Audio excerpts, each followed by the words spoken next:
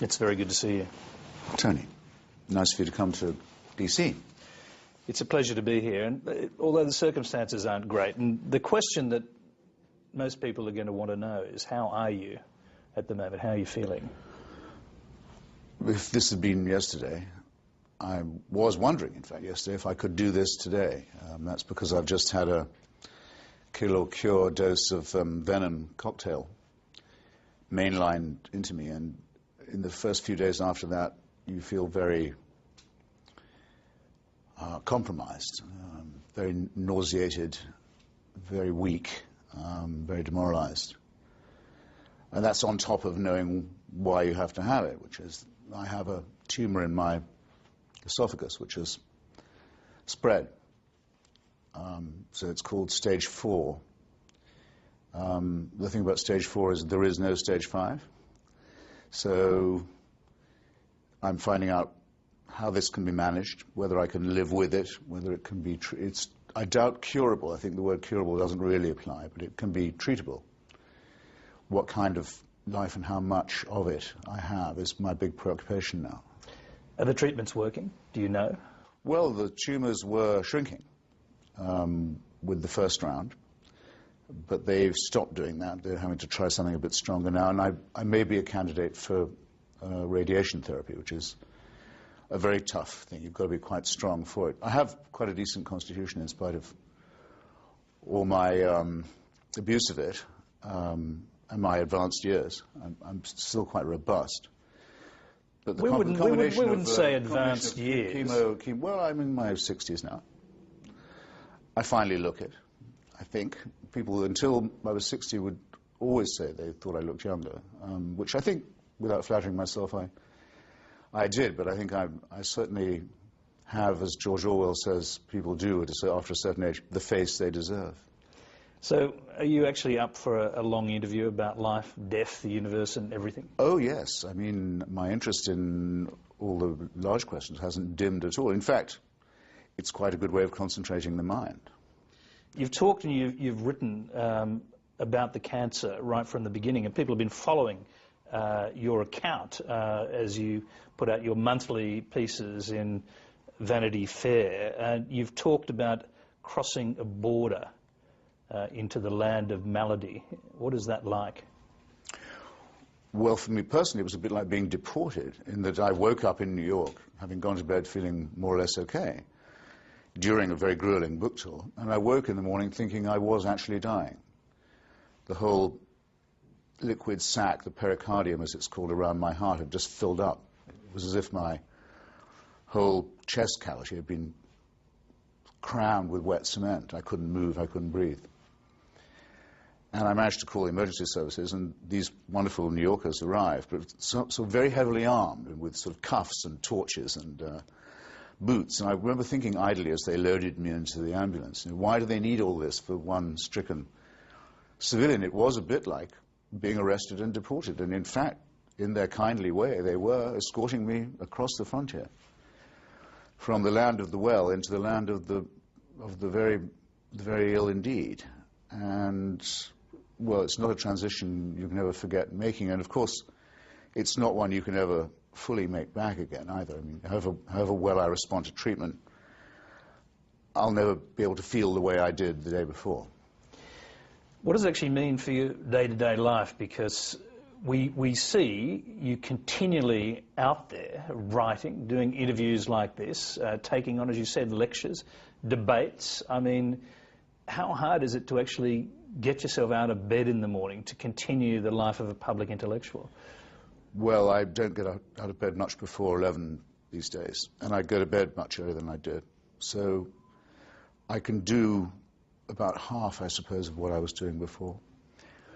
I can continue to write as well. That's my big test. There were a couple of days when I was afraid I wasn't going to be able to write, and that terrified me very much, because being a writer is what I am rather than what I do. It's my, without sounding, I hope, too affected, it is my raison d'etre, and as well as being terrified of the thought that I wouldn't be able to do what I'm supposed to do, I was afraid that it would diminish my will to live. I mean, what would I be doing if I couldn't write?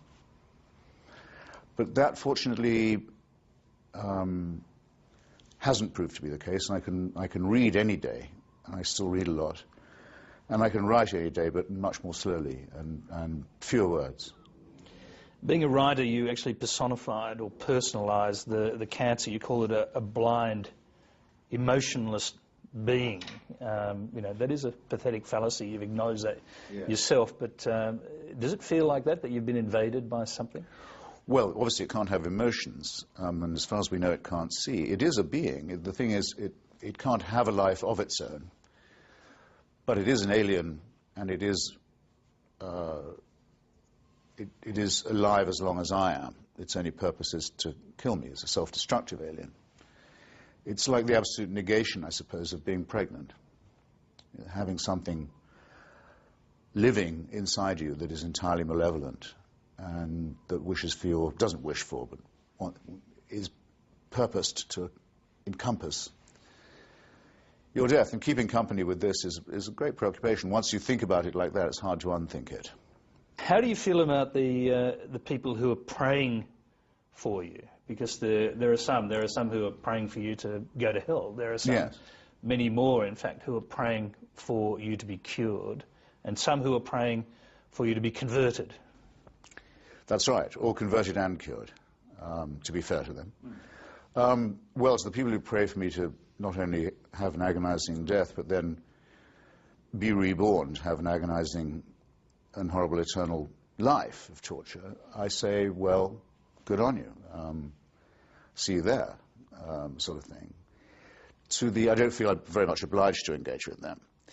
For the people who ostensibly wish me well or are worried about my immortal soul, I say I take it kindly. I mean, it's a show of concern.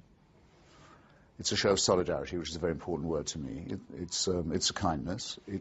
If it doesn't do any good, and I'm sure it doesn't really do any harm.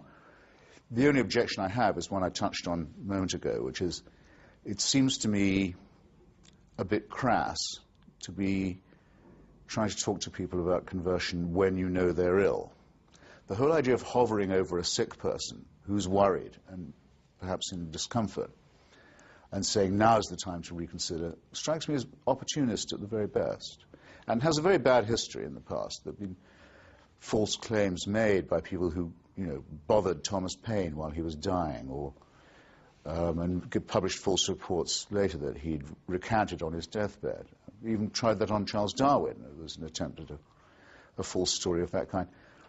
This, I think, is shameful, and to the extent that it reminds me of that, I resent it. The New York Times says your illness has actually spurred one of the most heated discussions that they can remember of belief, religion, and immortality. It's almost inevitable, isn't it, when a famous atheist faces death, that this will happen? Yes. Yes, it's an occasion, and people never tire of saying as they do. Many people write to me or email me, including perfect strangers, readers, well-wishers, sometimes former students or people who know me a little bit. They all, one way or another, make the point that, okay, I won't pray for you, don't worry, or perhaps you don't mind if I do. They all do it as if they're doing it for the first time. It's rather touching. But as I say, the arguments about immortality, the supernatural, the last things, death, judgment, heaven and hell, are or are not valid, quite independently of my mental or physical state. And so there's something fishy to me in the suggestion that, okay, now that your system is breaking down, wouldn't it be a good moment for you to repudiate the convictions of a lifetime? Again, there's something about the underlying assumption there that I want to resist. More than 20 years ago, you mentioned Thomas Paine, but more than 20 years ago, the Oxford philosopher A.J. Ayer wrote about being drawn to a red light when he'd had a near-death experience, and that was interpreted by a lot of people as a suggestion that it actually changed his views of a lifetime. Are you worried this kind of thing could happen to you? There are two great, Freddie Ayer's dead now. He died not long after that. But there have been in the recent past two great humanists and atheist thinkers, himself and Professor Daniel Dennett, who've come very, very close to death and in a semi-conscious state. enough to allow them to speculate about consciousness independent of the brain and other things that fascinate all of us. But both of their conclusive essays on this matter are in my collection, The Portable Atheist, because they both, having undergone, so to say, that test, came out with their convictions unaltered. Not entirely unaltered in Ayres' case. I mean, he did conclude the experience weakened his conviction that death would be the end of him. So he had not a conversion, but at least a doubt thrown in about his pure atheism. Well, we can't say any more than we can say there is no God, that there is no afterlife. We can only say there is no persuasive evidence for or argument for it. But I think I'd be much more willing to say there's no evidence at all that any human being can tell you how you qualify, or what's meant by seeing some bright light at the end of the tunnel or coming towards you, or that if you only make the right propitiation or right incantation or join the right church, they can tell you about how things will be after you're dead. I'm quite sure there's no human agency that can do that. I like surprises. If there's to be a second look around with somehow not me and not my brain, but some kind of consciousness, well, that would be more fascinating than many days I've spent in real life. It would indeed. These debates have been going on for centuries, though, and yes, I think will persist. You quote Blaise Pascal, who talked about a wager that could be made, with a God that would actually allow you at the very last minute to make a deal with him, to believe for a brief period. And that wager would be that what have you got to lose? Well, it's rightly called a wager because there's something rather hucksterish about it. And I'm not a Christian, let alone a Roman Catholic Christian, as Pascal was. And I'm also not a theorist of probability, as he was. He was a great mathematician. But I say hucksterish for this reason. His wager assumes two things. One, a very cynical and credulous God. In other words, a God who would say, well, I can see your mind working, and I know that you're wagering on me because what have you got to lose? So naturally I'll reward you if you say you believe in me. I mean, why does that follow? Why wouldn't you think that's not a very good reason? It's not very good reasoning. It's not a very good motive. You might just as well be a God. In fact, you should prefer to be a God who would say, actually, I've more respect for the person who couldn't bring himself to believe and certainly wouldn't claim to do so in the hope of getting a favor.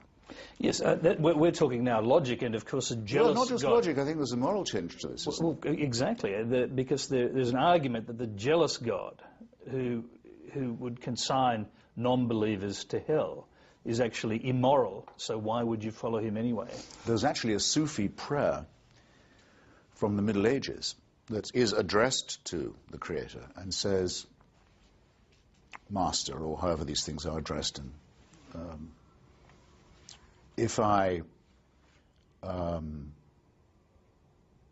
pray to you in the hope of getting heaven for myself, you should deny it to me. And if I pray for you only in the fear of hell, you should send me there. These would be bogus forms of belief. They'd be simply behaviorist, reward and punishment stuff, conditioned animal reflexes, coercive, and they'd require a slave mentality, which is my second objection to the Pascal wager. It demands of us that we think of this God as a cynical, rather credulous, rather capricious opportunist, easily flattered, and of ourselves as the raw material for a pretty cruel and meaningless experiment. Now, often we unbelievers are accused of being nihilistic and not seeing the lovely, deeper meanings of life. Well, what could really be more negative, more pessimistic, more cynical than the attitude I've just described? Let's go back to those people who are praying for you, because if you are in fact cured, then they'll take credit for it to some degree and perhaps even describe you as a miracle. Are you a bit nervous about that? Because, for example, we've had 2 cases of spontaneous remission from terminal cancer that allowed very recently the first Australian saint Mary MacKillop to become St Mary of the Cross. It only happened a month ago. But the idea of intercession by prayer has certainly not disappeared in the 21st century. Well, no, it hasn't, and nor will it go away as long as our fear of death persists, which I rather think that it will. We're the only mammals, we're the only primates who do know that we're going to die. And we're the only ones who have made the attempt to award ourselves under certain conditions in afterlife. And it's a very tenacious illusion, and it's very unlikely to be dispelled. Sorry, this sometimes happens. How far back should I go?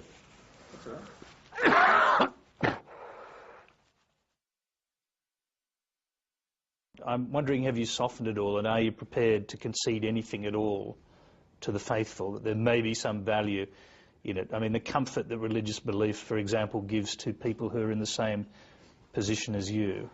Tony, as with a lot of this argument, looking death more closely in the eye, as I have been doing, doesn't teach you much that you didn't already know, surprisingly enough. It focuses it a bit, brings it into quite a sharp relief.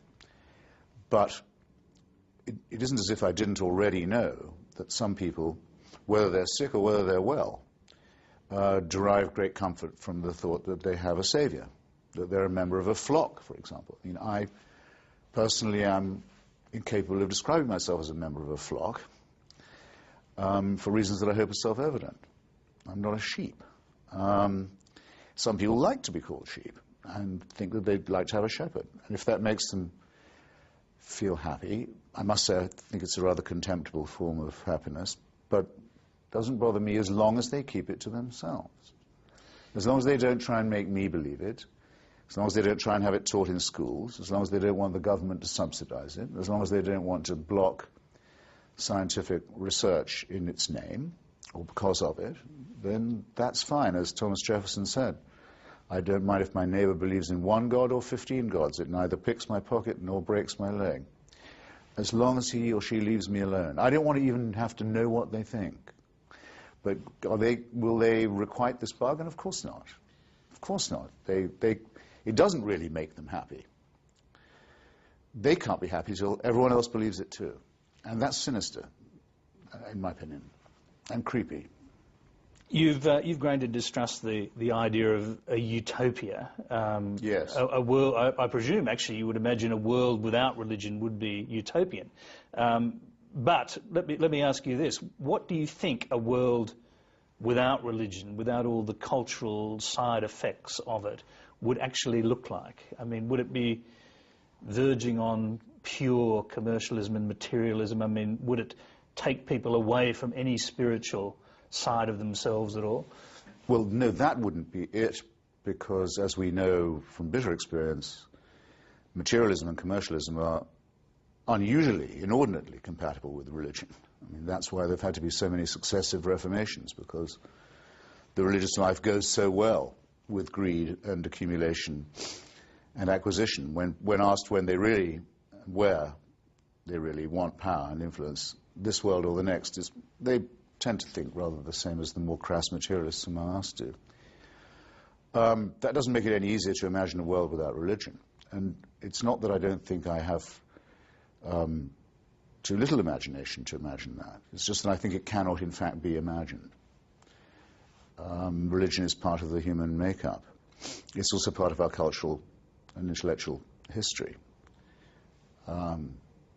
Religion was our first attempt at literature, the texts, our first attempt at cosmology, making sense of where we are in the universe, our first attempt at healthcare, believing in faith healing, our first attempt at philosophy. All of them very crude, and all of them long since transcended and left behind. But respect for tradition alone makes it, I think, necessary for me to say that someone who doesn't know about religion or doesn't take an interest in it is only quasi-literate.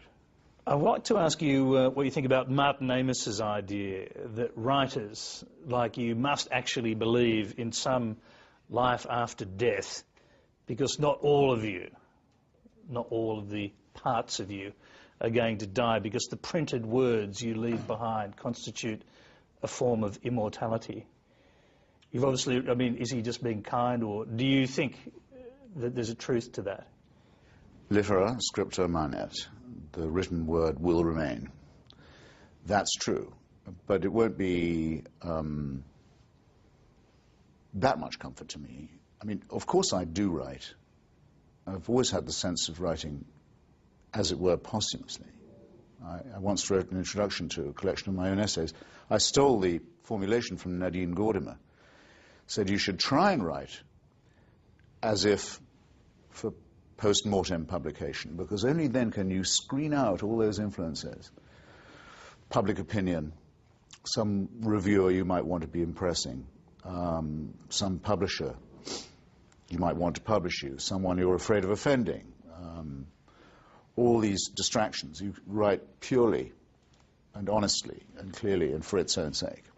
And the best way of doing that is to imagine that you won't live to see it actually written. Then you can be sure that you're being objective and you're being scrupulous. I think that's a wonderful reflection, but it doesn't, it isn't the same term as immortality at all. As you say in your memoirs, you've written for decades, day in, day out. I think you said at least 1,000 words a day for many, many years, dispatches, articles, lectures, books, in particular books. Doesn't it give you some comfort that your thoughts and indeed some version of you is going to exist after your death is imperishable? Well, if you want to know, because I try to avoid the blues when talking about all this, but if you want to know one of the most sour reflections that I have when I think that I'm 61 now and I might not make 65, I quite easily might not, one of the bitter aspects of that is, well, I put in 60 years sort of at the coalface. I worked very hard. In the last few years, I've got a fair amount of recognition for it. In my opinion, actually, rather more than I deserve. Certainly more than I expected. And I could have looked forward to a few years of, shall we say, cruising speed, you know, just as it were, relishing that, enjoying it, not ceasing to work, not resting on the laurels, but savouring it a bit. And that, I was just getting ready for that, as a matter of fact. I was hit right at the top of my form, right in the middle of a successful book tour. I'm not going to get that, and that does upset me. So that's how I demarcate it from immortality. Similarly, I'm not going to see my grandchildren, almost certainly not. One has children in the expectation of dying before them. In fact, you want to make damn sure you die before them, just as you'll plant a tree or build a house, knowing, hoping that it will outlive you. That's how the human species has done as well as it has. The great Cuban writer José Martí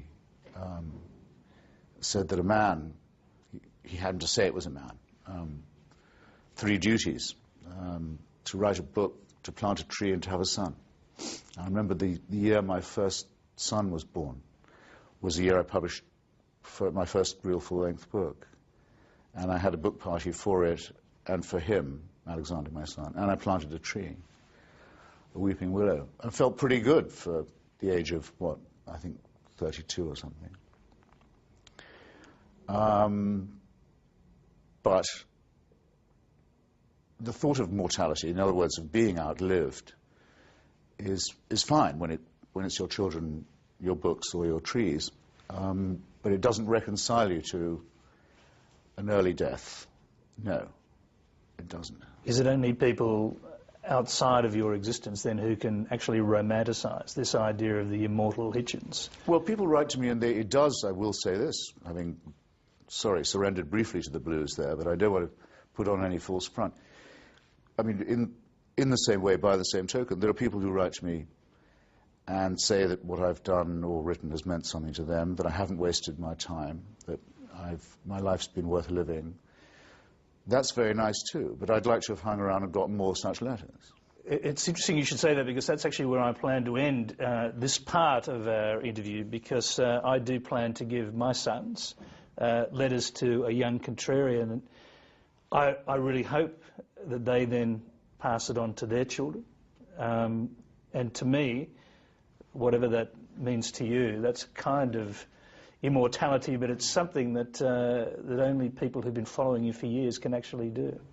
Well, you couldn't have said a nicer thing, and I hope you would have said it. I'm sure you would, anyway. And I have to have, I'm afraid, though, the same response. I'd like to have heard even more people say that, and even met some of their grandchildren, and seen if it worked for them too. And this I won't get, but I've lived longer than I used to think I probably would. I've written and published more than I thought I would. It's been better received than I expected, and without being falsely modest, in some cases better than I think I deserve. So don't mistake this for self-pity. But I'm not going to resort to any kind of bogus joviality either. Christopher Hitchens, we'll leave you there for now.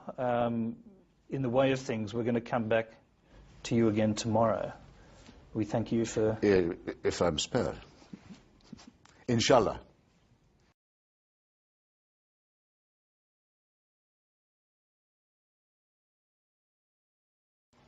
Christopher Hitchens, thanks for joining us again. Nice to be back. The first time I met you... Or still here, or whichever it is. I'm definitely still here.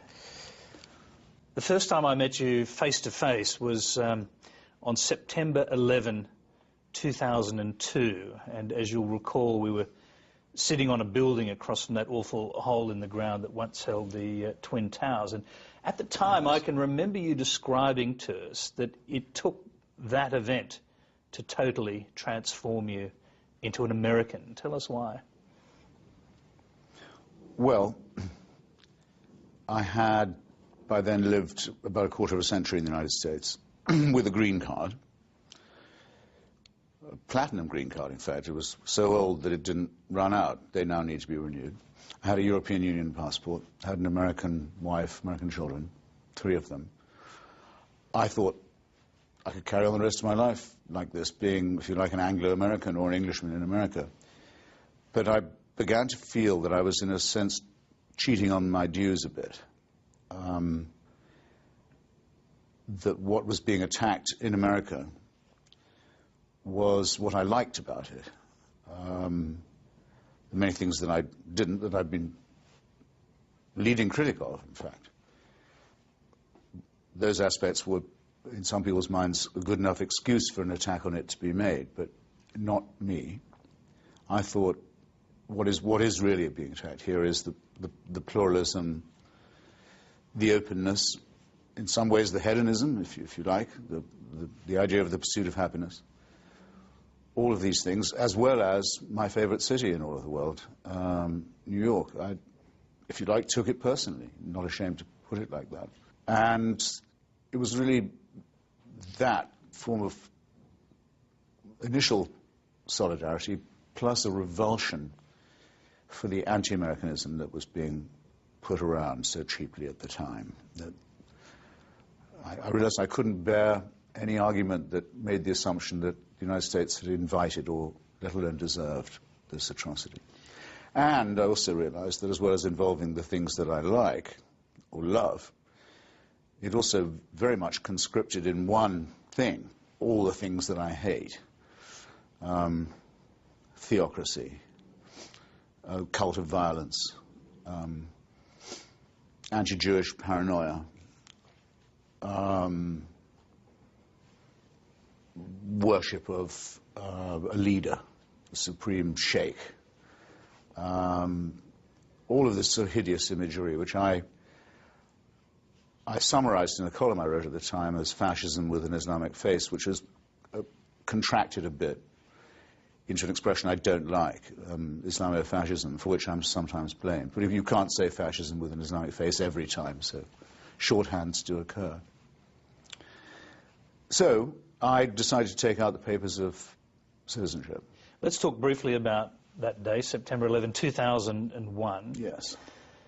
You described it very tellingly soon afterwards, if not on the day, as it being as if Charles Manson had been made God for a day. Mm. Yes, I remember thinking that as I watched this huge cloud of filth emerge from the wreckage. As the towers sank, up came this sort of billowing cloud of ordure and wreckage, and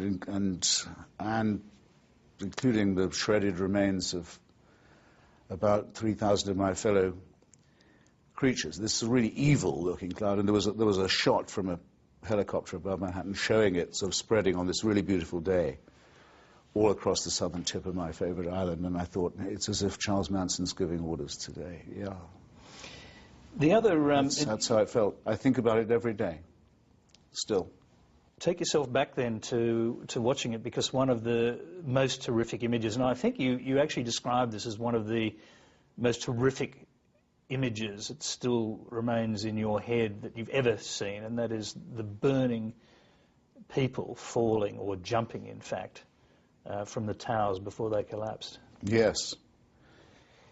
Yes, hesitating between jumping to their deaths or being burned alive, and getting both, jumping while burning. And a terrible little shrill cry that was overheard on the streets of Greenwich Village by a school teacher who was trying to escort some children along the sidewalk, and one of them pointing and saying, "Look, teacher, the birds are on fire." A childish attempt to rationalize what was going on and make sense of it, or if you like to, wrong word in a way, but to humanize it. That stayed in my mind as well, still does. One of the more remarkable things that happened in the aftermath was the reaction of some on the left, and I'm sure this rather helped helped galvanise the transformation that you were already undergoing, and particularly from the reaction from people like Noam Chomsky. Tell us a little bit about that. Well, once I'd sorted out my various impressions of the day, which I had in common with everyone else, and which also included the realization that a friend of mine had just been flown into the walls of the Pentagon, I felt with that additional horror, much as everyone else did. You had to go work through shock, rage, fear, not so much, oddly enough. I mean, I didn't feel I was frightened by it, but I was very powerfully shaken by it. And then I wasn't sure whether to trust myself with this, but actually I have to admit it, a sort of sense of exhilaration coming from, okay, it's everything I hate versus everything I love. It's a summons of a sort. It's, okay, now, if you don't recognize this as a crisis, when would you recognize one? And then very soon succeeded by the realization, I'd by then been working for The Nation magazine as a columnist for the flagship journal of the American left for upwards of 2 decades. Immediately realizing I wasn't going to like what quite a lot of my comrades were going to say. And I remember thinking of Noam Chomsky, Michael Moore, Howard Zinn, and a few others. They would find a way of explaining this away. And that I wasn't in the mood for it. And I don't just mean mood for that moment. It wasn't a temporary sort of eruption of my digestive system or anything. That I wasn't prepared to tolerate that. It's interesting because your memoir, particularly the last chapter, or not only the last chapter, but all through the memoir, this is a recurring theme. You talk about mutating from one identity to another. In fact, the last chapter deals with people changing their minds on big issues. Are you trying to deal once and for all with your reasons for moving away from the left? Yes, I suppose I am. But I'm trying to do it in such a way as not to seem to follow, or indeed to follow at all, a script that I think everyone knows in their mind. That's, roughly speaking, you know, people are sort of idealistic lefties when they're young, and then they become paunchy and compromised and cynical, and they become more conservative and so forth. Well, your friend Julian Barnes, the novelist, actually yes. wrote about you in this well, regard. He doesn't say me. He doesn't, but you identified it as being you. I decided to pick a fight on it. as having made a ritual shuffle from left to right. You strongly objected. Well, I objected to it, but only because it was phrased so perfectly for that script. Ritual, in other words, something completely predictable. You're following a pre-arranged schedule or schedule. I never know how to pronounce that as an Anglo-American. And second, shuffle has this sense of the senile, whinnying person in a walking frame, following the arrow marked, this way to the right wing. Well, I can't be a judge in my own cause, and I don't know how I look to other people or how I sound or how I seem on the page, but I think I'd have a fair chance of beating that cliché rap. Not a reactionary. I've never been any kind of conservative. I think the positions that I hold against Islamic theocracy are, for example, and especially its extension by criminal violence, are defenses of the Enlightenment, which is the most radical conclusion humanity has yet reached and the greatest of its radical achievements. I won't enumerate them, I'm just assume people know what I mean by that. That these things probably do need to be defended every generation, that this is our call for that. Don't want to be found wanting. The reactionaries, I think, are those who try and accommodate themselves to it, or try and make excuses for the use of promiscuous violence, or the existence of, or the proposal for, say, something like the re-establishment of the caliphate. I mean, what could be more conservative than saying that not just an empire should be established, a religious one, but a former empire should be re-established. I mean, imperial nostalgia as well as imperialism. And that gets subsumed into the more general view that, well, the real enemy is globalization and the United States. It's your experience of reporting in Sarajevo under siege, and I think that was back in '91. Yes. That seems to have transformed your ideas about using military power, and particularly using American military power against the perpetrators of crimes against humanity. I decided I had to go to Bosnia to see if it was really true that mass murder on the basis of ethnicity was being employed as a tactic in Europe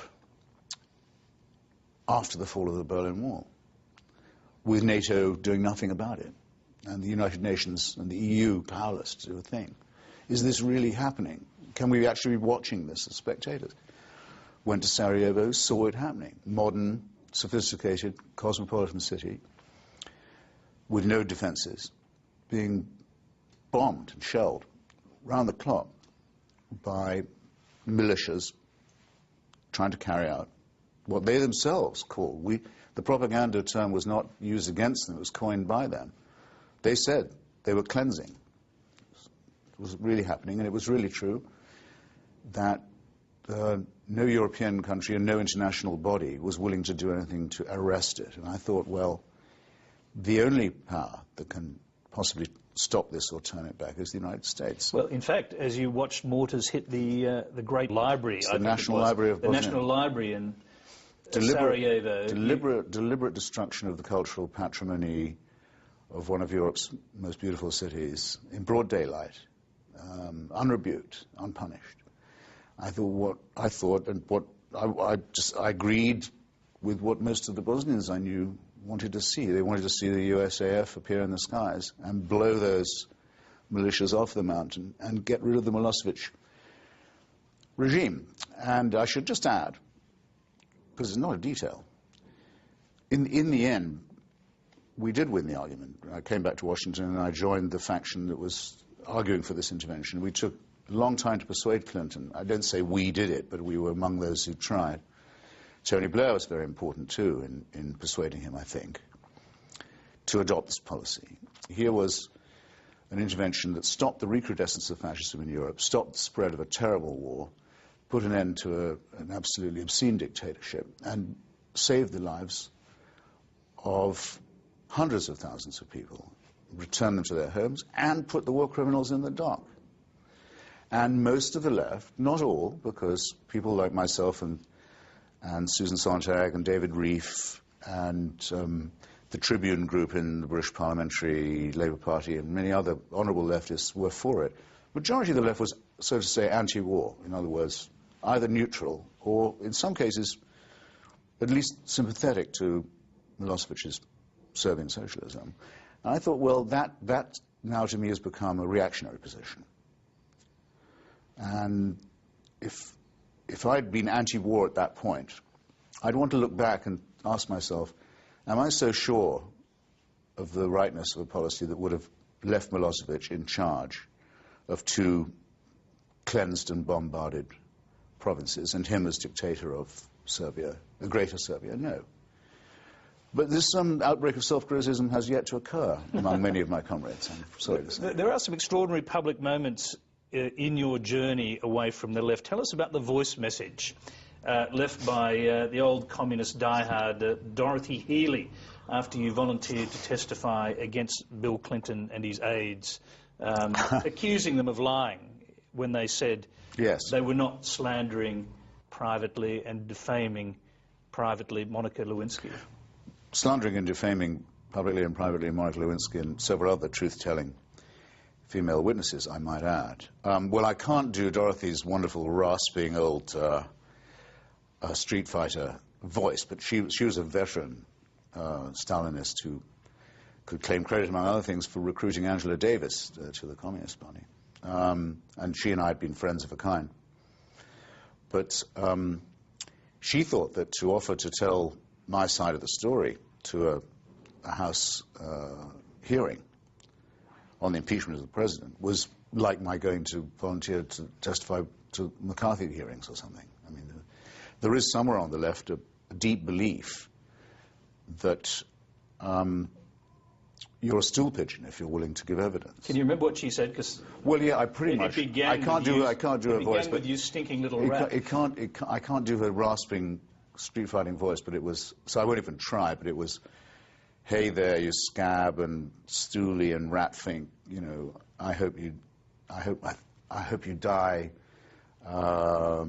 There's no hell too hot for traitors like you." I mean, going on in this absolutely amazing way.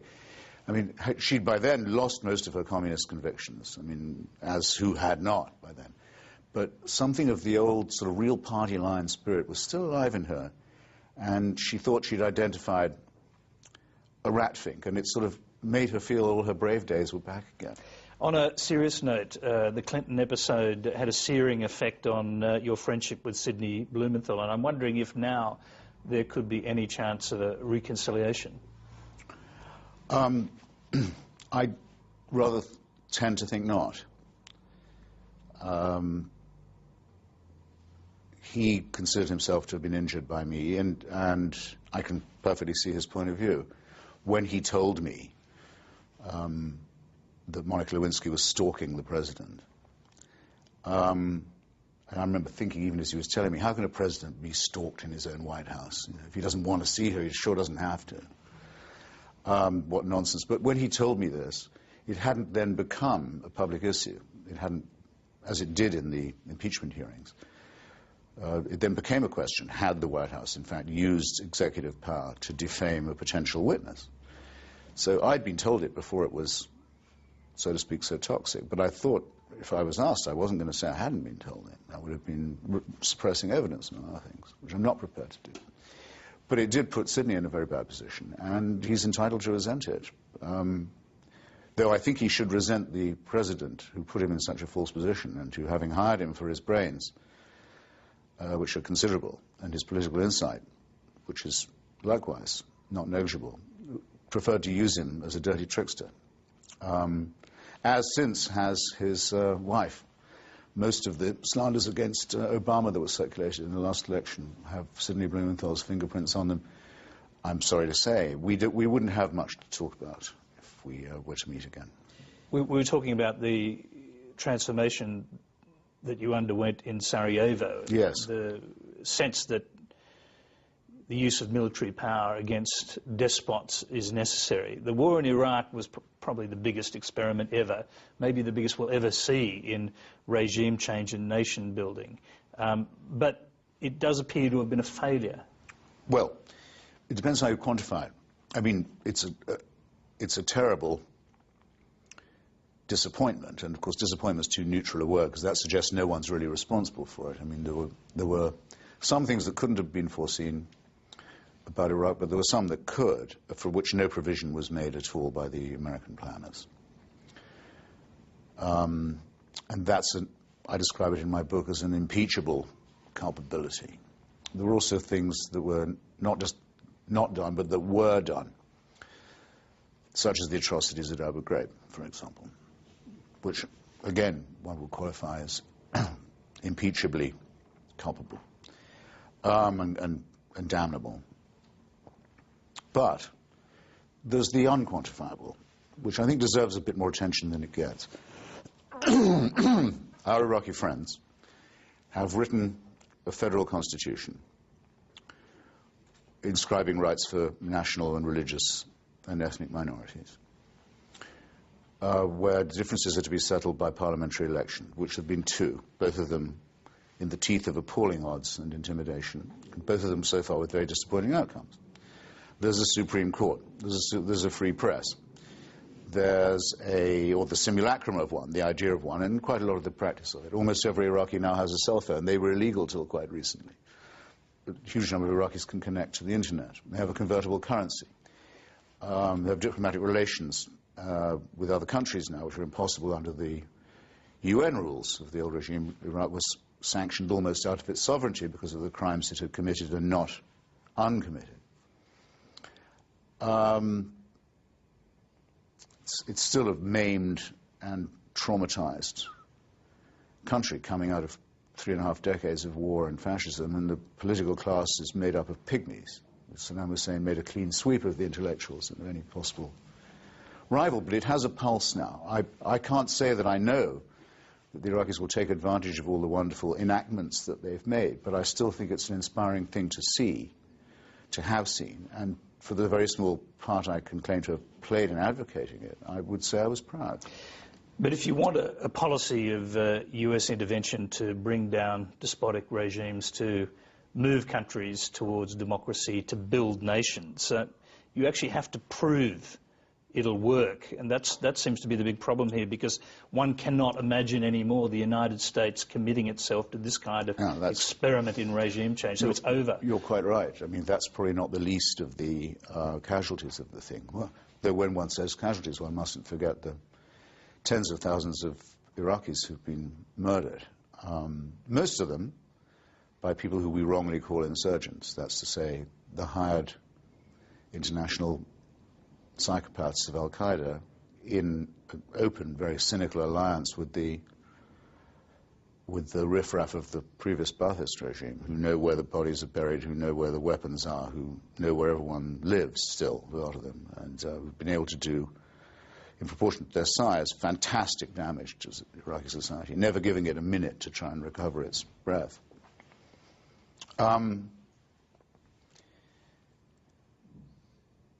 But yes, again, non-quantifiable casualty. Complete collapse, I think, of any will in the United States to have another such confrontation. Great skepticism in the international community about taking on any such undertaking. And as a result, I feel I can sense it. At the moment, there's a real sense of impunity and confidence and swagger among regimes like those in Burma and Zimbabwe and Sudan and Iran. They all act not just as if you can't touch us, we've got Chinese backing, which is, of course, part of the story, but you can't touch us, and we know you won't.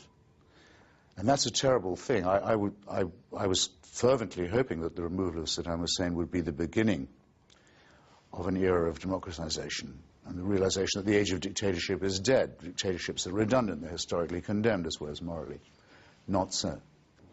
You obviously watched the Tea Party phenomenon very closely, and yes. I was intrigued to see you referring to it as, in a way, white America coming to terms with the fact that it may, or certainly will eventually be, a minority in this country.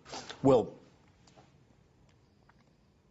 I think one of the great latent causes of anxiety in American society at the moment is the realization among white people that if they're not going to become a minority, I think that's the way they think about it. That's a long way off, but they will no longer be the majority. That's rather different. I mean, they'll be the largest population, but they won't be the preponderant one. And the various forms that this anxiety takes, the silliest of which is the Tea Party, and in some ways the nastiest. I mean, I think, obviously, it's a serious question, as is the decline of the United States and Americans having to get used to the idea of being one power among many. Something the Tea Party has nothing to say about, by the way. They don't have a foreign policy. They don't discuss defense or foreign affairs. They don't know much about it or seemingly care. They are another incarnation of the old know-nothing isolationist tradition. And that shows also in their domestic attitudes. I mean, whatever tone of voice we're going to have to come up with to discuss the ethnic balance of the future America, and it'll have to be very careful and thoughtful, I think, and well-mannered. We know what tones of voice you can't discuss it in, and that's the tone of voice these people adopt.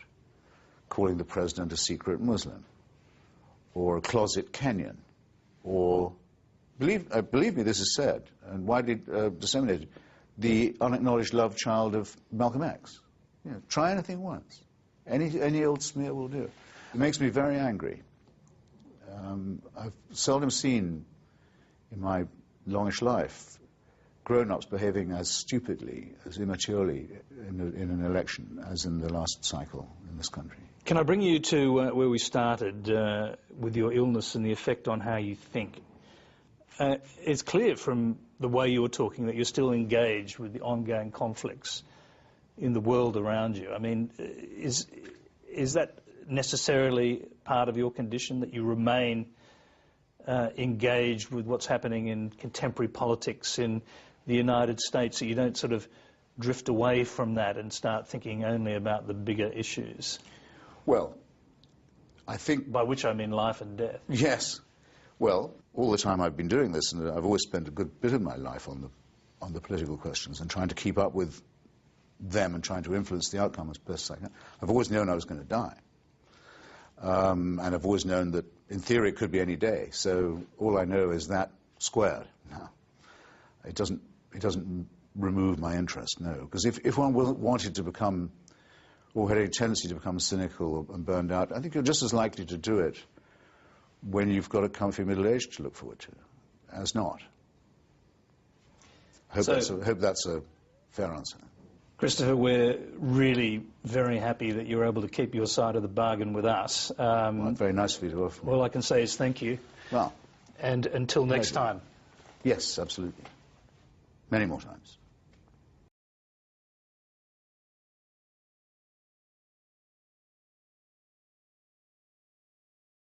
It's very good to see you.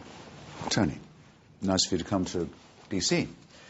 It's a pleasure to be here, and although the circumstances aren't great, and the question that most people are going to want to know is, how are you at the moment? How are you feeling? If this had been yesterday, I was wondering, in fact, yesterday, if I could do this today. That's because I've just had a kill or cure dose of venom cocktail mainlined into me, and in the first few days after that, you feel very compromised, very nauseated, very weak, very demoralized. And that's on top of knowing why you have to have it, which is I have a tumor in my esophagus, which has spread. So it's called stage 4. The thing about stage 4 is there is no stage 5. So I'm finding out how this can be managed, whether I can live with it, whether it can be... I doubt curable. I think the word curable doesn't really apply, but it can be treatable. What kind of life and how much of it I have is my big preoccupation now. Are the treatments working? Do you know? Well, the tumours were shrinking with the first round, but they've stopped doing that. They're having to try something a bit strong. Whole chest cavity had been crammed with wet cement. I couldn't move, I couldn't breathe.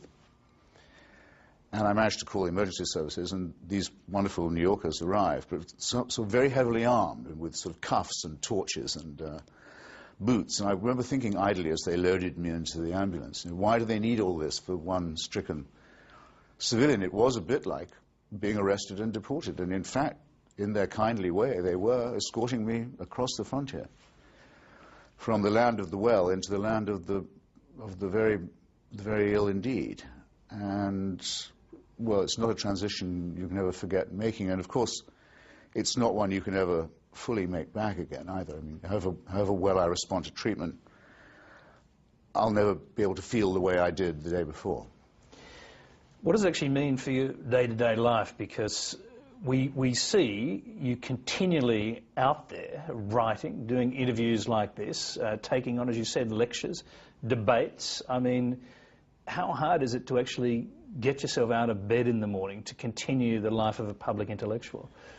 Well, I don't get out of bed much before 11 these days, and I go to bed much earlier than I did.